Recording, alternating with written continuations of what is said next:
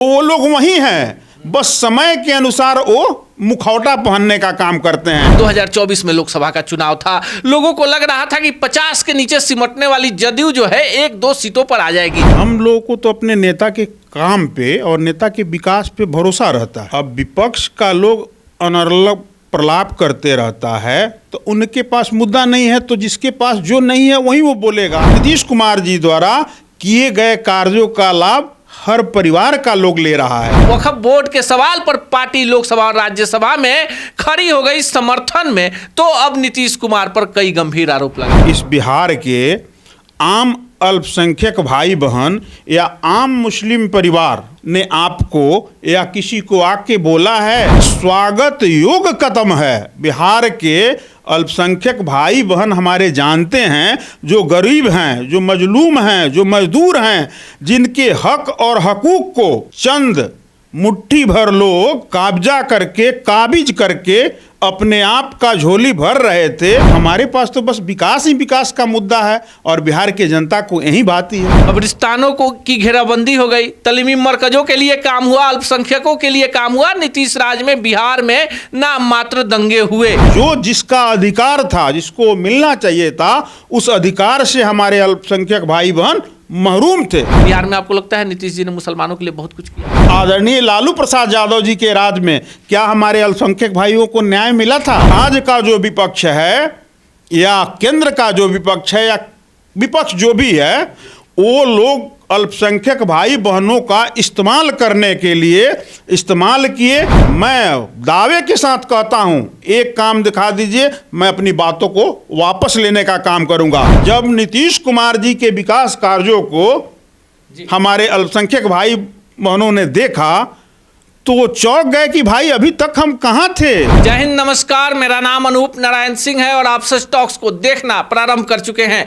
आज हमारे साथ खास मेहमान हैं जदयू के प्रदेश सचिव और संगठन प्रभारी साकेत सिंह जी। कई सारे सवाल हैं जो जदयू को लेकर है, बिहार विधानसभा चुनाव 2025 को लेकर है और सबसे बड़ा नीतीश कुमार को लेकर है, जिस पर बातचीत करेंगे। सबसे पहले आपका स्वागत। बहुत बहुत धन्यवाद आपको, आपके दर्शकों को। शुरुआत करते हैं बिहार के उस नेता से जो आपके अभिभावक हैं, आपके नेता हैं नीतीश कुमार जी। 9 बार मुख्यमंत्री रहे हैं, 10वीं बार क्या होगा? 10वीं बार भी वही होगा जो आज तक होते आया है और उससे बेहतर होगा, बेहतर ढंग से होगा।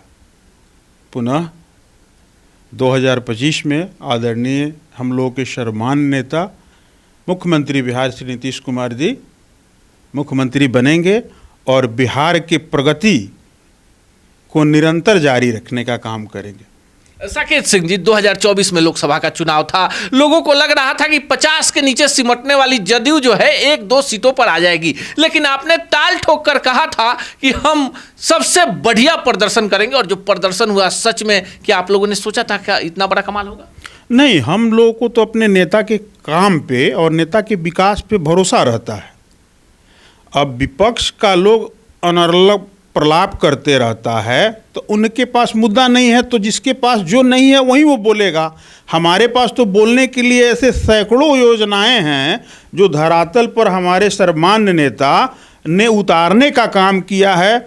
और धरातल ही नहीं, मैं बहुत गर्व और फक्र से नीतीश जी के सिपाही और कार्यकर्ता होने के नाते ये बोल सकता हूँ कि बिहार के 14 करोड़ आम आवाम जो हैं और बिहार के जितने भी परिवार हैं, कोई ऐसा परिवार नहीं है जहां हम चले जाएं, हम लोग चले जाएं और पूछें, वो कोई भी हो, किसी भी जाति, किसी भी धर्म, किसी भी संप्रदाय से हो, लेकिन आदरणीय नेता नीतीश कुमार जी द्वारा किए गए कार्यों का लाभ हर परिवार का लोग ले रहा है। तो हमारे पास तो बस विकास ही विकास का मुद्दा है और बिहार की जनता को यही भाती है। कब्रिस्तानों को की घेराबंदी हो गई, तलीमी मरकजों के लिए काम हुआ, अल्पसंख्यकों के लिए काम हुआ। नीतीश राज में बिहार में नाम मात्र दंगे हुए, लेकिन जब आप वक्फ बोर्ड के सवाल पर पार्टी लोकसभा और राज्यसभा में खड़ी हो गई समर्थन में, तो अब नीतीश कुमार पर कई गंभीर आरोप लगाए जा रहे हैं। नहीं, इसमें सोचने वाली बात है कि आरोप किनके द्वारा लगाया जा रहा है।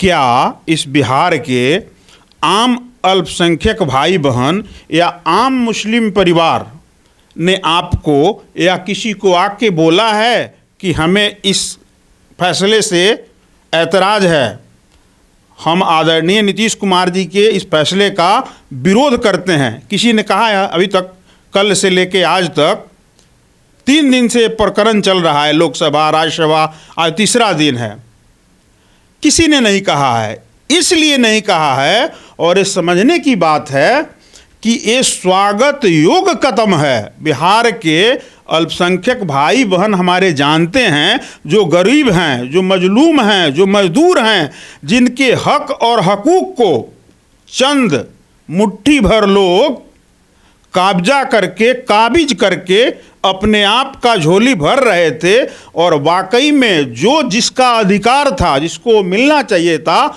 उस अधिकार से हमारे अल्पसंख्यक भाई बहन महरूम थे। तो कहीं ना कहीं वो जश्न मना रहे हैं, जश्न का माहौल है। ये आप पत्रकारिता के नाते नहीं, आप विपक्ष की बातों को अल्फाज दे रहे हैं, उस पर चाह रहे हैं कि हम अपने जुबान से प्रतिक्रिया दें। लेकिन बीच में रोकेंगे। गुलाम गौस, उसके बाद एक और एमएलसी जिनको आप लोगों ने, बलियावी जी, और कई सारे नेता हैं जो कल से पार्टी लाइन के खिलाफ बोल रहे। क्यों? देखिए, लोकतंत्र है, लोकतंत्र में हर आदमी को अपने बातों को रखने का, हर आदमी को अपने ढंग से जीने का संविधान ने अधिकार दिया है, और वो उनका निजी राय हो सकता है, और मुझे उसके बारे में बहुत ज़्यादा पता नहीं है, तो उस पर मैं कोई क्रिया प्रतिक्रिया देना नहीं चाहूँगा। चलिए सीधे सीधे फिर तो चुनाव पे आ जाते हैं। कल जिस तरह से लोकसभा और राज्यसभा में जदयू ने समर्थन किया, बिल पास हो गया, बिहार में एक बड़ा बवेला हो गया। लोगों को लग रहा था कि चंद्रबाबू नायडू, नीतीश कुमार और चिराग पासवान जो एनडीए में बड़े घटक दल हैं, वो समर्थन करेंगे। आप कह रहे हैं कि पार्टी के वरीय नेता हैं, निर्णय लिया है तो उससे आम मुसलमान खुश है। बिहार में आपको लगता है नीतीश जी ने मुसलमानों के लिए बहुत कुछ किया है? देखिए, यही मैं कहने जा रहा था कि पूरे हिंदुस्तान में, पूरे भारत की बात मैं कर रहा हूँ, बिहार की बात नहीं कर रहा हूँ। बिहार एक ऐसा प्रदेश है पूरे देश में, और जिसके मुखिया आदरणीय नीतीश कुमार जी हैं, जिनको 2005 में खंडहर वाली बिहार, उनकी बागडोर उनको संभालने का बिहार की देवतुल्य जनता ने, बिहार की 14 करोड़ जनता ने उनको सौंपा था। सीमित संसाधन होने के बावजूद भी विश्व बैंक से कर्ज लेके या अपने विवेक के बदौलत सभी धर्म, सभी जाति, सभी पंथ, सभी मजहब के लोगों के लिए विकास करने का काम किया। उसके साथ न्याय लगाया कि न्याय के साथ विकास। भागलपुर दंगा आदरणीय राजमाता और आदरणीय लालू प्रसाद यादव जी के राज में क्या हमारे अल्पसंख्यक भाइयों को न्याय मिला था? नहीं मिला था। जब 2005 में आदरणीय मुख्यमंत्री बिहार श्री नीतीश कुमार जी को बिहार की बागडोर मिली, तब जाके 2006 में हमारे अल्पसंख्यक भाई बहन को उचित न्याय मिला, और दोषी जो थे उनको कठोरतम कार्रवाई और सजा मिली। वैसे नेता का नाम नीतीश कुमार है। क्यों? कोई बवाल नहीं। क्यों स्वागत कर रहे हैं अल्पसंख्यक भाई बहन? वो इसलिए कर रहे हैं ना कि वो तो इस सोच में थे कि विपक्ष, आज का जो विपक्ष है या केंद्र का जो विपक्ष है या विपक्ष जो भी है, वो लोग अल्पसंख्यक भाई बहनों का इस्तेमाल करने के लिए इस्तेमाल किए, लेकिन उनके लिए कोई काम हो, उनको अच्छी स्वास्थ्य की सुविधा मिले, उनके बच्चे को अच्छी एजुकेशन मिले, उनके लिए सारे हकूक़ों से उनको महरूम रखा गया। जब नीतीश कुमार जी के विकास कार्यों को हमारे अल्पसंख्यक भाई बहनों ने देखा तो वो चौंक गए कि भाई अभी तक हम कहाँ थे, हमारा तो इस्तेमाल हो रहा था। तो तब से लेके आज तक, और आने वाला 25, अभी विगत कुछ महीना ही बाकी है चुनाव में, बढ़ चढ़ के, क्योंकि अल्पसंख्यक भाई बहन हमारे जो मुस्लिम कम्युनिटी के लोग हैं, जो पसमानदा मुसलमान हैं, जो 70 या 73% की संख्या रखते हैं इस बिहार में, उनको आज तक उनके लिए किसी ने आवाज़ नहीं उठाया। बिहार में एक उदाहरण आप दे दीजिए, या पूर्व में कांग्रेस की हुकूमत रही हो या आदरणीय लालू प्रसाद यादव जी का राज रहा हो, वो राज कांग्रेस का हुकूमत था, इनका राज था, क्योंकि वो परिवार अभी वो राजशाही से बाहर नहीं निकला है, इसीलिए मैं राज बोला। एक काम आप बता दीजिए और प्रमाण के साथ बता दीजिए, आप लोग लोकतंत्र के आंख और कान हैं, चौथे स्तंभ हैं, मैं दावे के साथ कहता हूं, एक काम दिखा दीजिए, मैं अपनी बातों को वापस लेने का काम करूंगा। नहीं किया है लोग, नहीं किया है लोग। विपक्ष जो है अपने सुविधा के अनुसार घड़ियाली आंसू बहाता है, चोला ओढ़े रहता है, अपने यहाँ ठेठ भाषा में जिधर से मैं आता हूँ, रूरल गवही भाषा में कि ना सियरा उहे बा पूछ रंग वही बा, तो वो लोग वही हैं, बस समय के अनुसार वो मुखौटा पहनने का काम करते हैं। अभी 4-5 रोज पहले से एक वीडियो वायरल हो रहा है, 2010 में जब कांग्रेस की हुकूमत थी, आदरणीय लालू प्रसाद यादव जी केंद्र में मंत्री हुआ करते थे। आज जो जिस पे हाय तोबा और गला फाड़ फाड़ के लोग चिल्ला रहा है कि ये हो गया, वो लुट गया, ये बर्बाद हो गया, किसी का कहीं कुछ नहीं लुटा है। कोई अल्पसंख्यक भाई या कोई मुस्लिम परिवार का एक भी व्यक्ति कहीं आपको दिखा किसी कहते हुए कि नहीं इस फैसले के हम लोग विरोध में हैं? नहीं।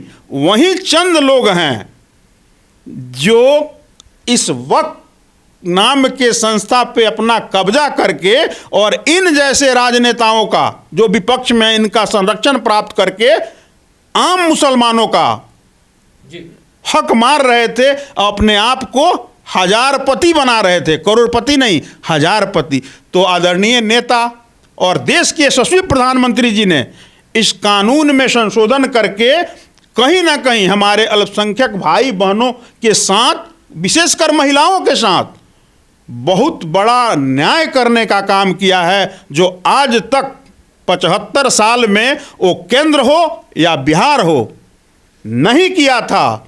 वो भी अल्पसंख्यक बहनों को, माताओं को, बिहार देश का पहला राज्य है और देश में नाजीर पेश किया हमारे नेता नीतीश कुमार जी ने 2006 में महिलाओं को 50% आरक्षण देके। हमारे नेता ने, जो लोग बोल रहे हैं अभी, लेकिन तो लगा हिंदुओं के लिए नहीं होगा, सभी के लिए होगा। बिल्कुल, हम प्रमाण इसीलिए बोल रहे थे कि 8000 प्लस कब्रिस्तान की घेराबंदी हमारे नेता ने करवाया है। तालमी मरकज देख लीजिए, जामिया इस्लामिया देख लीजिए। क्या अगर बिजली एक हिंदू भाई आपके घर के पास गया है तो वहाँ पूछा गया है कि वहाँ जो बैठे हैं वो हमारे मुस्लिम भाई हैं, उनके घर में बिजली नहीं जल रही है? अगर इंदिरा आवास आपको मिला है तो उनको भी मिला है। हमारे नेता सर्वधर्म स्वभाव की राजनीति करते हैं, इसीलिए तो लोग उनको विकास पुरुष कहते हैं।